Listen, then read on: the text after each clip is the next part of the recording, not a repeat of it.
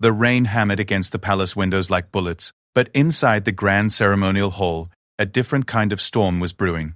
In just 30 minutes, the most powerful leaders from around the world would walk through those golden doors, expecting perfection, expecting tradition, expecting the royal guard to stand as silent statues while history unfolded around them. What none of them expected was for everything to go catastrophically wrong. What they couldn't have imagined was that a single moment of human compassion from one royal guard would not only save a life, but transform how an entire nation viewed honor, duty, and what it truly means to serve with dignity. This is the story of Sergeant Marcus Wellington, a man who chose humanity over protocol, and in doing so, earned something far more valuable than medals or recognition. He earned the respect of a nation and redefined what it means to be truly honorable in service to others. The morning sun struggled to break through the thick London fog as Sergeant Marcus Wellington adjusted his red tunic for the 15th time. His reflection in the polished brass mirror showed a man who had spent 12 years perfecting the art of standing perfectly still, of being simultaneously invisible and utterly present. Today was different, though.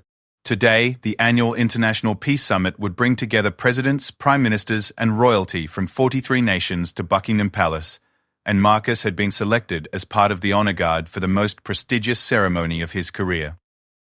Marcus had grown up in a small mining town in Yorkshire, where his father worked the coal pits and his mother cleaned houses for the wealthy families on the hill. The royal guards had seemed like mythology to him as a child, these tall, imposing figures in their brilliant red uniforms and towering bearskin hats. Silent sentinels who protected the crown and embodied everything noble about British tradition. When he was 8 years old during a school trip to London, he had stood mesmerized in front of Buckingham Palace, watching these guardsmen stand motionless for hours, their discipline absolute, their dedication unwavering. His teacher, Mrs. Henderson, had leaned down and whispered, "They're not just soldiers, Marcus. They're guardians of our history, our values, our way of life. Each one of them has sworn an oath to put duty before everything else." That moment had planted a seed that would grow throughout his childhood, through his teenage years working odd jobs to help his family make ends meet, and eventually through his enlistment in the British Army at 18. The path to becoming a Queen's Guard had been grueling.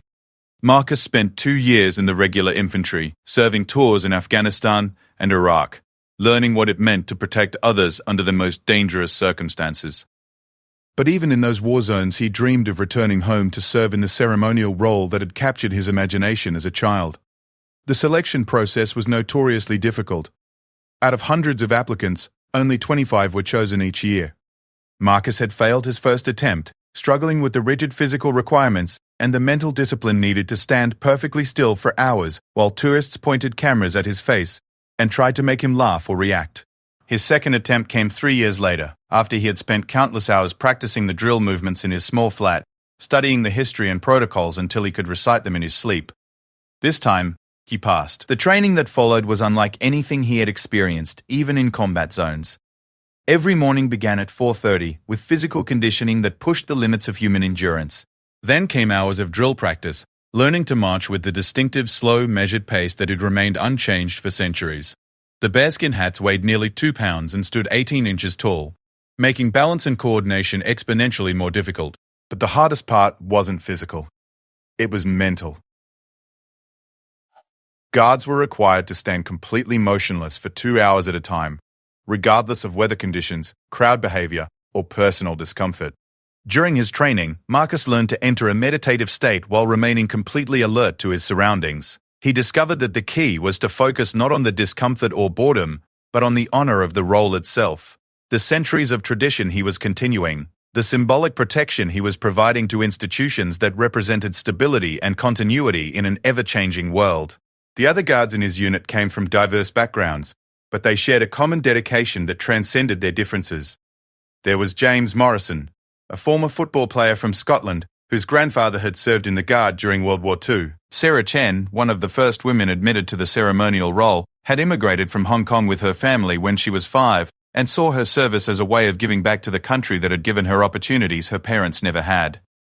David Kumar, whose parents had come from India in the 1960s, spoke of honouring both his heritage and his British identity through service to the Crown.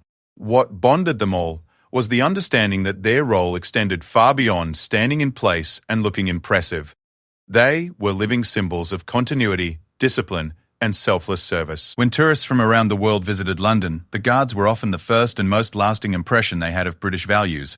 When children watched them during the changing of the guard ceremony, they were seeing an example of dedication and professionalism that could inspire them for the rest of their lives. Marcus had been on regular guard duty for 3 years when he received notification of his selection for the Peace Summit detail. This was the assignment every guard dreamed of, protecting not just the royal family, but world leaders gathered in the name of international cooperation and understanding. The ceremony would take place in the palace's grand ballroom, where treaties would be signed and speeches delivered that could shape global relations for decades to come. The preparation for this event had been intense, even by guard standards. Security briefings revealed the complexity of protecting so many high-value targets in one location.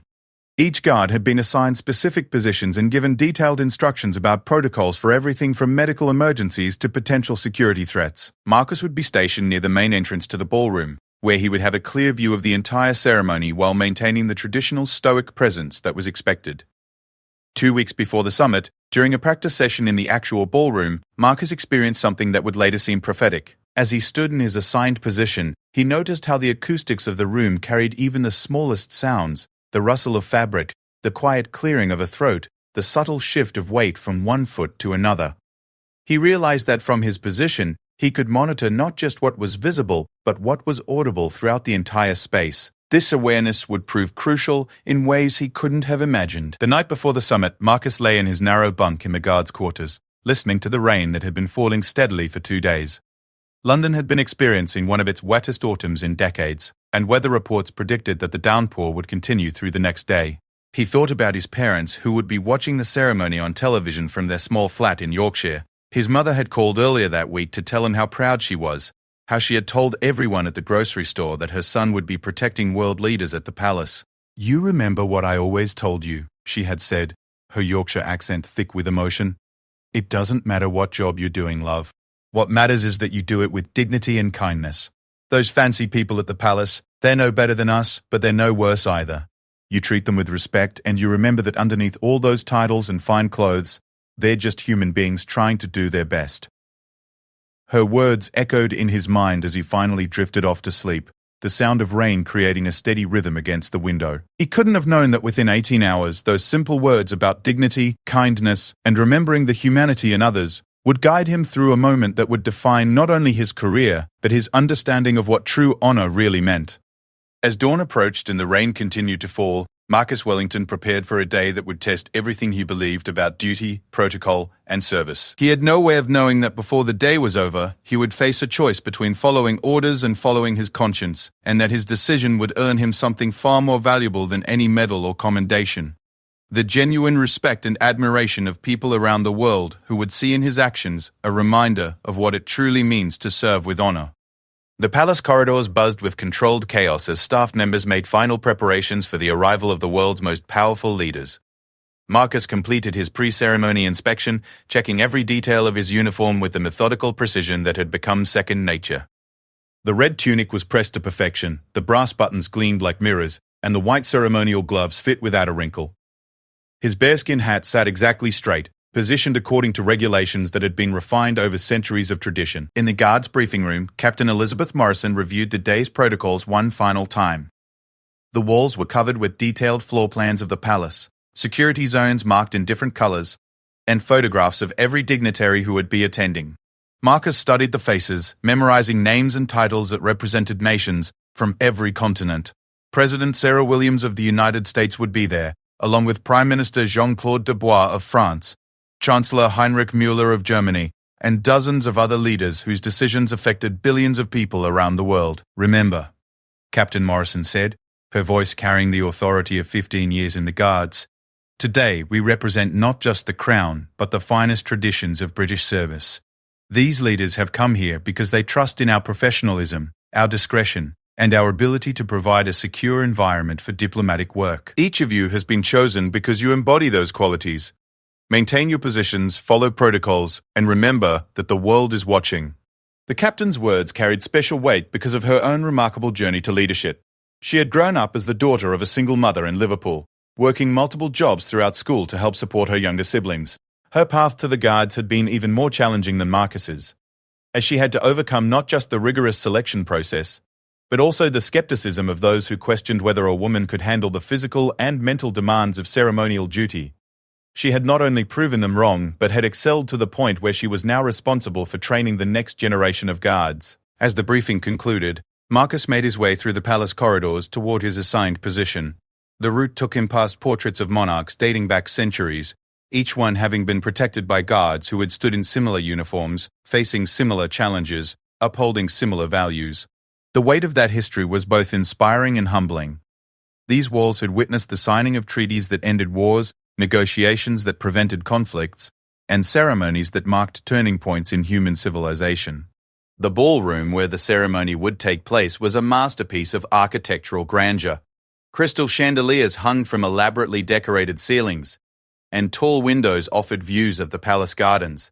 Today, those windows revealed a grey sky heavy with rain clouds, but inside, everything gleamed with the kind of perfection that only came from centuries of practice in hosting the world's most important gatherings. Marcus took his position near the main entrance, where he would have the best view of the entire proceedings, while remaining close enough to the doors to monitor everyone who entered and left. From this spot, he could see the raised platform where the treaty signing would take place, the rows of chairs arranged for the dignitaries, and the various entrances that staff would use throughout the ceremony. The acoustics of the room meant he could hear conversations even from the far corners, though his training had taught him to be selectively deaf to private discussions while remaining alert to anything that might indicate a security concern. The first dignitaries began arriving 90 minutes before the ceremony was scheduled to begin. Marcus watched as heads of state were escorted to a reception area adjacent to the ballroom, where they would have informal conversations before the formal proceedings started. He recognized many faces from news broadcasts and diplomatic photographs, but seeing them in person revealed details that cameras couldn't capture. President Williams walked with a slight limp, the result of a skiing accident from her college years. Chancellor Mueller kept checking his phone, apparently receiving updates from his staff in Berlin about ongoing negotiations in the European Parliament. Prime Minister Dubois moved with the careful precision of someone who had learned to project confidence despite being naturally introverted. As more leaders arrived, Marcus began to notice patterns in their behavior that revealed the enormous pressure they all faced. Some engaged in animated conversations, using the informal setting to conduct last-minute negotiations. Others stood quietly, perhaps preparing mentally for speeches they would deliver to audiences of millions. A few looked genuinely tired, the kind of exhaustion that came from carrying the weight of entire nations on their shoulders. Among the arriving dignitaries was President Chen Wei of the People's Republic of China, an elderly man who had risen to power through decades of diplomatic service. Marcus had read about President Chen's reputation as a brilliant negotiator who had helped resolve several international crises through patient dialogue rather than confrontation. But seeing him in person, Marcus noticed something the news reports hadn't mentioned. President Chen moved slowly and seemed to rely heavily on his walking cane, suggesting health problems that were being kept private for diplomatic reasons. Also arriving was Prime Minister Amara Okafor of Nigeria, a former university professor who had become one of Africa's most respected leaders through her work in sustainable development and conflict resolution. She was accompanied by a small delegation that included her translator, Dr. Kwame Asante, and her personal physician, Dr. Sarah Oduya. Marcus observed that Dr. Oduya stayed close to the Prime Minister throughout the reception, occasionally checking a small medical device that she kept in her pocket. The diversity of languages being spoken in the reception area was remarkable. Marcus could identify English, French, German, Spanish, Mandarin, Arabic, Russian, and at least a dozen others that he couldn't recognize. Professional interpreters moved smoothly through the crowd, facilitating conversations that might otherwise be impossible. The skill required for simultaneous interpretation at this level was extraordinary. These translators had to understand not just words, but cultural context, diplomatic nuance, and the subtle implications that could make the difference between successful negotiations and international incidents. As the formal ceremony approached, Marcus noticed increased activity among the security personnel positioned throughout the palace. These men and women represented multiple agencies from different countries, all working together to ensure the safety of their respective leaders. The coordination required was immense. Each security team had to trust the others while maintaining primary responsibility for their own principles. Radio chatter in his earpiece indicated that all preliminary security checks had been completed successfully and that the ceremony could proceed as scheduled. The rain outside had intensified, creating a steady drumming sound against the ballroom windows. Palace staff had prepared for this possibility. with contingency plans for any outdoor elements of the ceremony and additional umbrellas available for dignitaries who might need to move between buildings. But the weather also created an atmosphere of intimacy in the grand ballroom, as if the world outside had temporarily disappeared, leaving only this carefully controlled environment where history would be made. Marcus felt the familiar surge of pride and responsibility that came with moments like these. He was not just observing history, he was helping to protect the people who were making it. Every world leader in the room had enemies who would benefit from disrupting these proceedings. Every treaty being discussed represented years of careful negotiation that could be undone by a single security failure. The guards weren't just ceremonial figures in impressive uniforms. They were the final line of defense for democratic institutions and international cooperation. The formal ceremony was scheduled to begin in 30 minutes. Marcus checked his watch and adjusted his stance slightly, preparing for 2 hours of absolute stillness while maintaining complete alertness to everything happening around him.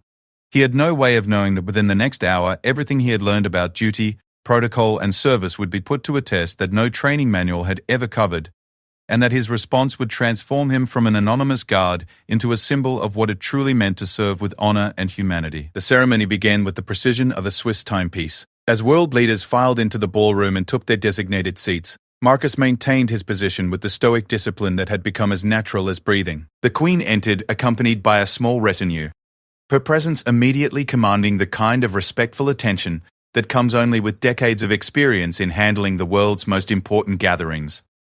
Protocol dictated that she would deliver opening remarks, after which the Secretary-General of the United Nations would facilitate the treaty signing ceremony. The treaty being signed today was the culmination of 3 years of negotiations aimed at establishing new frameworks for international cooperation on climate change, economic development, and conflict resolution. Representatives from 43 nations had worked through countless disagreements, cultural misunderstandings, and political pressures to reach this moment.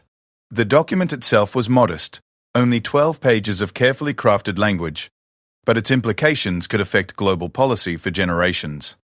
As the Queen began her opening address, Marcus noticed the careful choreography that made such events possible. Television cameras positioned at strategic angles captured the ceremony for audiences around the world, while ensuring they didn't interfere with the dignity of the proceedings. Security personnel remained visible enough to deter potential threats, while staying discreet enough not to distract from the diplomatic work being conducted. Protocol officers guided participants through complex ceremonial requirements while making everything appear effortless and natural. The acoustics of the ballroom carried the Queen's words clearly throughout the space. She spoke about the importance of international cooperation, the challenges facing humanity in the 21st century, and the hope that came from seeing so many nations commit to working together despite their differences. Her delivery was masterful, formal enough to honor the gravity of the occasion, yet warm enough to acknowledge the human relationships that made diplomacy possible. Marcus had heard dozens of such speeches during his years in the Guards, but this one felt different. Perhaps it was the diversity of the audience, with leaders representing every continent and nearly every major religion, culture, and political system on Earth. Perhaps it was the rain outside, which seemed to isolate the ceremony from the outside world and create a sense of shared purpose among the participants. Or perhaps it was simply the accumulation of his years in service, which had given him a deeper appreciation for moments when humanity's better angels appeared to be winning. As the Queen concluded her remarks and introduced the Secretary-General, Marcus allowed himself a moment of quiet satisfaction. Everything was proceeding perfectly. Security was seamless, protocol was being followed flawlessly, and the ceremony would soon be remembered as another successful example of British diplomatic hosting. The Secretary-General, Dr. Maria Santos of Brazil, was a former human rights lawyer who had spent her career building bridges between nations and cultures. Her reputation for finding common ground, even in the most difficult circumstances, had made her an ideal choice to facilitate this historic signing. Dr. Santos began by acknowledging each delegation present, a process that took several minutes but demonstrated the respect and inclusivity that had made the negotiations successful. As she spoke, Marcus noticed that President Chen Wei of China appeared to be having some difficulty. The elderly leader was shifting uncomfortably in his chair and occasionally pressing his hand against his chest. His translator, seated directly behind him, seemed to notice as well and leaned forward to whisper something in his ear. The ceremony continued with the formal presentation of the treaty document. Each nation's representative would be called forward to sign, beginning with the permanent members of the UN Security Council and proceeding alphabetically through the remaining countries. The process was designed to take approximately 90 minutes, with brief remarks from selected leaders interspersed throughout the signing sequence. President Williams of the United States was the first to sign, her signature accompanied by comments about American commitment to multilateral cooperation. Chancellor Mueller followed, emphasizing European unity and the importance of international law.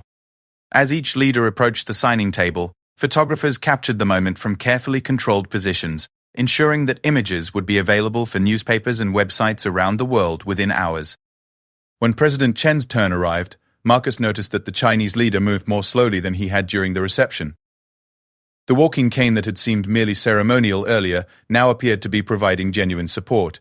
Dr. Santos waited patiently as President Chen made his way to the signing table, her diplomatic training evident in how naturally she accommodated his pace without drawing attention to his apparent discomfort. As President Chen reached for the ceremonial pen, Marcus saw him hesitate slightly and place his free hand on the table for support. The Chinese delegation, seated in the third row, watched with the kind of careful attention that suggested they were also aware their leader was struggling. But President Chen completed his signature with steady hand, made brief remarks about China's commitment to peaceful cooperation, and began the return journey to his seat. Halfway back to his chair, President Chen stopped walking. For a moment, Marcus thought the elderly leader was simply pausing to acknowledge applause from the audience, but something in the way President Chen's shoulders sagged and his grip tightened on his walking cane suggested this was not a planned pause. The translator immediately moved closer, concern evident on his face despite his diplomatic training. What happened next occurred so quickly that most of the audience didn't initially realize anything was wrong. President Chen swayed slightly, his walking cane slipped from his grasp, and he began to collapse. The translator reached for him, but couldn't prevent the fall. In the space of perhaps 3 seconds, a routine diplomatic ceremony had become a medical emergency, with profound international implications. The ballroom erupted in controlled chaos as security personnel and medical staff rushed toward the fallen leader. Dr. Santos maintained her composure at the podium, but concern was evident in her voice as she called for calm and space for medical personnel to work. Television cameras continued recording, ensuring that President Chen's collapse would be broadcast around the world within minutes. The careful choreography that had made the ceremony run smoothly now worked against quick response. As protocol and security procedures slowed access to the patient, Marcus found himself facing a situation that had never been covered in his training. Protocol dictated that guards remain in their assigned positions regardless of circumstances, maintaining security and symbolizing stability even in the face of crisis. He could see Captain Morrison across the room, her slight nod confirming that guards were expected to hold their posts while medical and security personnel handled the emergency. But from his position near the entrance, Marcus had a clear view of something that others in the room couldn't see. President Chen was not breathing. The medical personnel who had reached him were trying to establish vital signs, but their body language suggested they were finding none. Dr. Oduya, the Nigerian Prime Minister's physician, had left her delegation and was pushing through the crowd to offer assistance, but she was still several meters away, and progress was slow through the packed room. In that moment, Marcus faced a choice that would define not only the rest of his career, but his understanding of what it meant to serve with true honor. He could follow protocol, maintain his position, and trust that others would handle the crisis. Or he could act on 12 years of military training that had taught him that in emergency situations, saving lives took precedence over following orders. He could remember his mother's words about treating all people with dignity and kindness, regardless of their titles or status. The choice, when it came, required no deliberation. Marcus broke from his position and moved quickly but calmly toward the medical emergency. His training in combat first aid overriding years of conditioning and ceremonial protocol. As he knelt beside President Chen and began assessing the situation, he was vaguely aware of gasps from the audience, concerned voices from security personnel, and the feeling that he had just crossed a line from which there could be no return. But in that moment, none of that mattered. What mattered was that a human being needed help, and Marcus had the skills and the proximity to provide it. Everything else, his career, his reputation, the potential international implications of his actions, faded into insignificance compared to the immediate need to save a life. Marcus knelt beside President Chen and immediately began the assessment procedures he had learned during his military service in combat zones. The elderly leader's face had taken on a grayish pallor, his lips were turning blue, and Marcus could detect no pulse at the carotid artery. Without hesitation, he began chest compressions, positioning his hands correctly and applying the steady rhythmic pressure that could maintain blood circulation when the heart had stopped functioning. The ballroom had fallen into stunned silence, except for the sounds of Marcus's life-saving efforts and the urgent whispers of medical personnel who were now able to reach the scene more easily. Oduya arrived within seconds and immediately began working alongside Marcus, her medical expertise complementing his first aid training.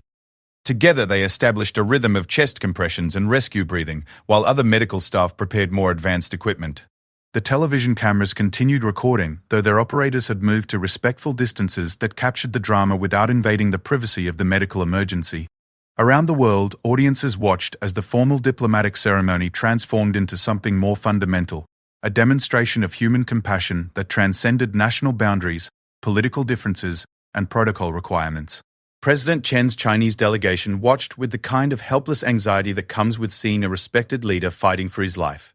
His translator, Dr. Forgier Li Wei, provided critical medical information to the attending physicians, including details about recent heart problems that had been kept confidential for diplomatic reasons. This information proved vital for the medical team's decision-making as they worked to stabilize their patient. After what seemed like hours but was actually less than 4 minutes, Marcus felt a weak but steady pulse return under his fingers. President Chen's breathing resumed, shallow but regular, and color began returning to his face. Dr. Oduya continued monitoring vital signs while paramedics prepared advanced cardiac support equipment. The immediate crisis had passed, but the elderly leader would need immediate hospitalization and intensive care. As President Chen was carefully transferred to a medical stretcher, he briefly regained consciousness. His eyes, though clouded with confusion and pain, found Marcus's face. In accented but clear English, he whispered words that would be remembered long after the diplomatic treaties were forgotten. "Thank you, young man. You have shown me what true honor looks like."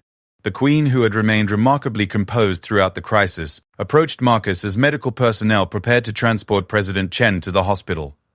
Her words were quiet but carried throughout the silent ballroom. "Sergeant Wellington, you have demonstrated today what it truly means to serve the Crown. Your actions reflect the highest values of duty, compassion, and courage. The Royal Guards have been honored by your service." The ceremony could not continue, of course. 42 world leaders had just witnessed their Chinese colleague nearly die and be saved by the quick thinking and medical skills of a royal guard who had violated protocol to preserve human life. The treaty signing would be rescheduled, but the event had already accomplished something more important than any diplomatic agreement. It had reminded everyone present that beneath the titles, ceremonies, and political differences, they were all human beings dependent on the kindness and competence of others. In the hours that followed, as President Chen underwent emergency cardiac surgery at London's Royal Brompton Hospital, the story of Marcus Wellington spread around the world with unprecedented speed. News organizations from every continent covered not just the medical emergency, but the decision of a ceremonial guard to abandon his post in order to save a life. Social media amplified the story, with millions of people sharing videos of the rescue and expressing admiration for Marcus's actions. The response transcended political boundaries in ways that surprised even experienced diplomats. Chinese state media, typically reserved in their coverage of foreign individuals, praised Marcus as hero who embodies the best of British values. American news networks interviewed former military personnel who explained the significance of Marcus's decision to break protocol. African leaders spoke about the universal nature of compassion that Marcus had demonstrated. European commentators analyzed how the incident revealed the humanity underlying international diplomacy. But perhaps the most meaningful responses came from ordinary people who saw in Marcus's actions a reminder of what service and honor really meant. Letters and emails poured into Buckingham Palace from around the world, many from military families who understood the magnitude of choosing duty to humanity over duty to regulations. Teachers wrote about using Marcus's example to discuss moral courage with their students. Healthcare workers shared stories of similar moments when they had to choose between following procedures and saving lives. The Chinese government's response was particularly significant. President Chen's recovery was slow but steady, and within a week he was able to receive visitors. One of his first requests was to meet privately with Marcus, a meeting that took place away from media attention but with profound diplomatic implications. According to later accounts from those present, President Chen presented Marcus with a personal gift, a jade carving that had belonged to his grandfather. Accompanied by a letter expressing gratitude, not just for saving his life, but for demonstrating values that transcended cultural and political differences. Captain Morrison faced a difficult decision regarding Marcus's violation of protocol. Technically, his actions warranted disciplinary review and possible dismissal from the guards. But the international attention and overwhelmingly positive response made it clear that punishing Marcus would create a diplomatic incident far more serious than his original breach of regulations. More importantly, her own military judgment told her that Marcus had acted correctly according to the higher principles that the guards were meant to represent. The royal family's response was swift and decisive. Within 48 hours of the incident, it was announced that Marcus would receive the Royal Victorian Order, a personal gift from the Queen recognizing distinguished service to the monarchy. The citation specifically mentioned his extraordinary courage and compassion in circumstances requiring immediate action to preserve human life. The announcement made clear that Marcus's actions were being officially endorsed as consistent with the highest traditions of royal service. The broader implications of Marcus's decision extended beyond personal recognition or diplomatic courtesy. Military academies around the world began using the incident as a case study in leadership and moral decision-making. The question of when to follow orders and when to follow conscience became a topic of serious discussion in professional military education. Ethics professors found in Marcus's story a clear example of how moral courage sometimes requires choosing between competing duties. Marcus himself handled the international attention with the same quiet dignity that had characterized his years of service. In his few public statements, he consistently emphasized that he had simply done what any person with medical training would have done in similar circumstances. He deflected praise by focusing attention on the medical professionals who had provided the advanced care that ultimately saved President Chen's life. His humility in the face of global acclaim only enhanced the respect people felt for his actions. The incident also sparked broader conversations about the role of ceremony and protocol in modern society. Some critics argued that Marcus's need to violate regulations to save a life revealed problems with systems that prioritized appearances over substance. Others maintained that traditions like the Royal Guard served important symbolic functions and that Marcus had shown how those traditions could accommodate human compassion without losing their essential meaning. As weeks passed and the immediate media attention faded, the lasting impact of Marcus's decision became clearer. The International Peace Summit was eventually reconvened, and President Chen, though still recovering, was able to participate via video link. When the treaties were finally signed, several world leaders specifically referenced the events in London as evidence that international cooperation was possible when people recognized their shared humanity above their political differences. 6 months after the incident at Buckingham Palace, Marcus Wellington found himself in a position he had never imagined.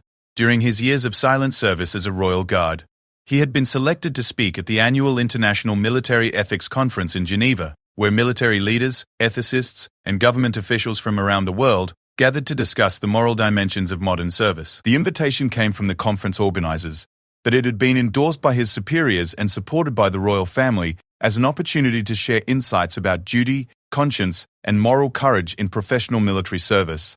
The conference theme that year was Honor in Action, When Duty and Conscience Converge, and Marcus's presentation was titled The Guard's Dilemma, Protocol, Principles, and the Higher Call of Service.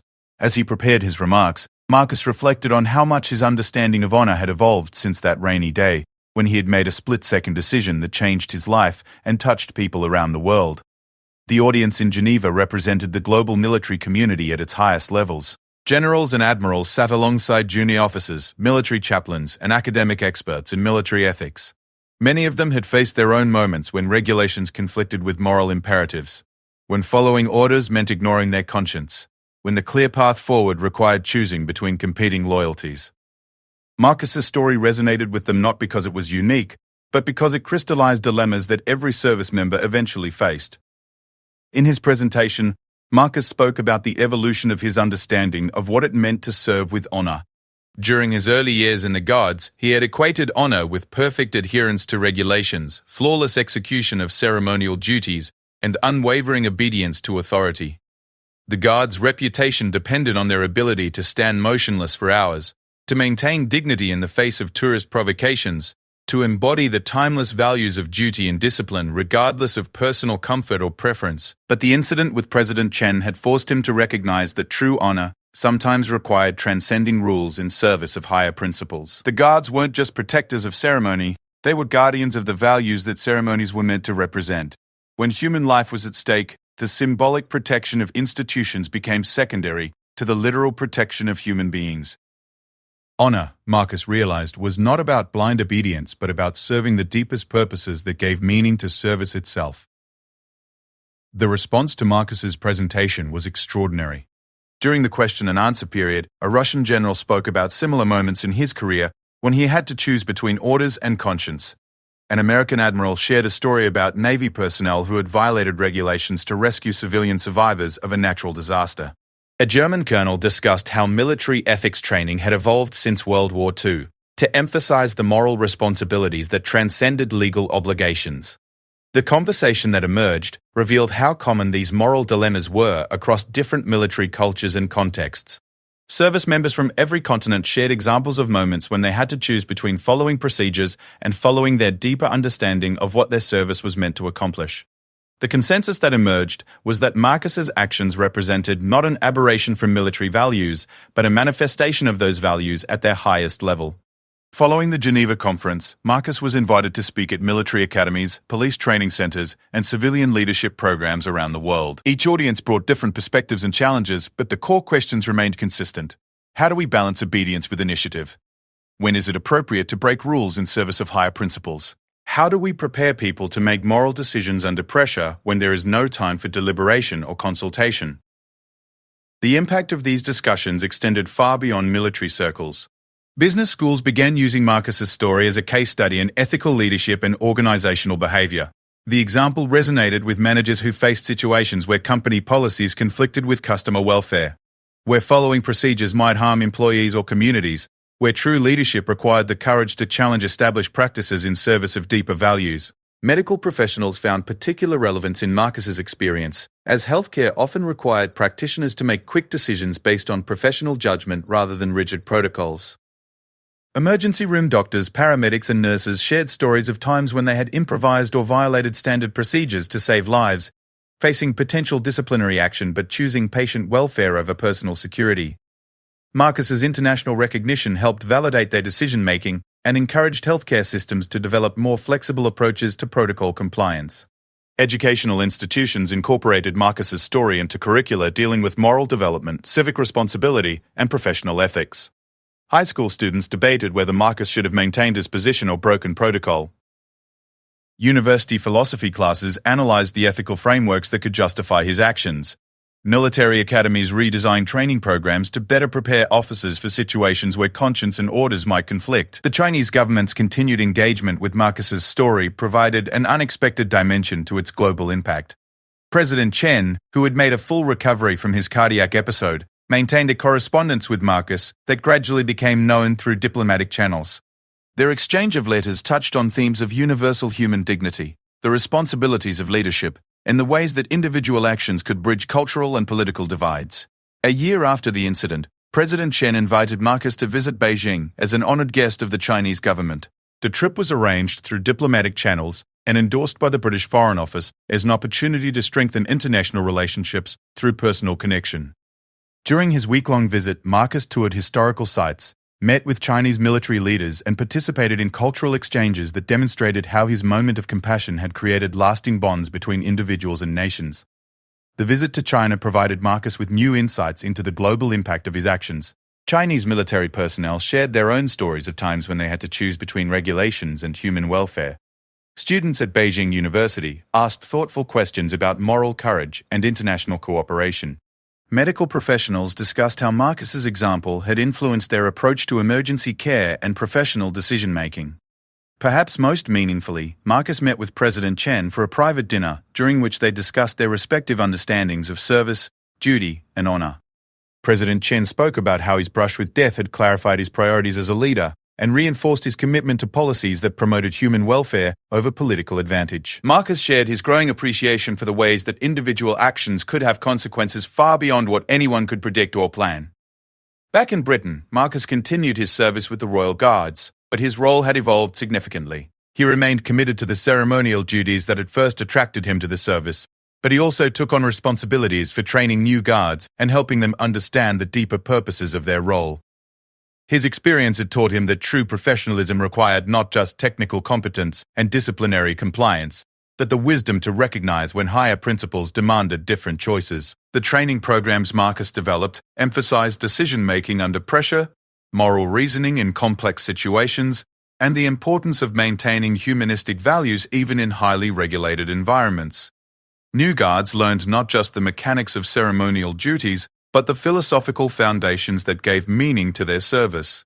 They studied examples from military history where individuals had to choose between competing loyalties, and they practiced scenarios that required balancing protocol requirements with moral imperatives. 5 years after the incident that had transformed his life and career, Marcus was promoted to the rank of warrant officer, making him one of the senior leaders responsible for maintaining the standards and traditions of the Royal Guards. His promotion ceremony took place in the same ballroom where he had saved President Chen's life, with many of the same world leaders present to witness the recognition of someone who had demonstrated that true honor sometimes required the courage to act beyond the boundaries of conventional duty. The lessons of Marcus Wellington's moment of moral courage continue to resonate around the world, inspiring people in all walks of life to consider how they might balance obedience with initiative, how they might serve higher purposes even when doing so required personal risk, and how individual actions, motivated by compassion and conscience, could bridge the deepest divides between people and nations. His story became not just an example of military honor, but a reminder of the universal human capacity for moral courage in moments when it matters most. In the end, Marcus had learned that honor was not something that could be displayed through perfect adherence to regulations or flawless execution of ceremonial duties. True honor was revealed in moments of crisis when someone had to choose between self-protection and service to others, between following orders and following conscience, between the safety of conformity and the risk of doing what was right. On that rainy day in London, in the space of a few heartbeats, Marcus Wellington had chosen humanity over protocol, and in doing so had earned something far more valuable than any medal or recognition: the respect of people around the world who had seen in his actions a reminder of what it truly means to serve with honor, courage, and compassion.